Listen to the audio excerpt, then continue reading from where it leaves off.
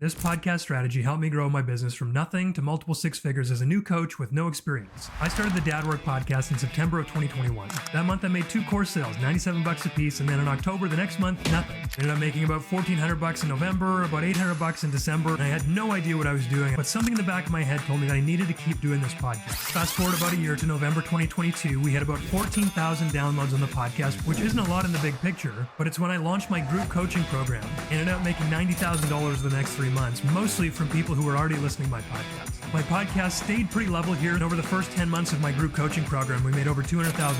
I ended up looking at every single person who ended up signing up, and 95% of them consumed my podcast and my email. And I gotta tell you, the sales cycles for these were so much easier than I ever expected, because most leads already knew, liked, and trusted me because they've been listening to my podcast for months. So without it, could we have done as well? I don't think so. If you're a Christian coach or you want to start a podcast, follow along. We'll give you all the tips you need to get started.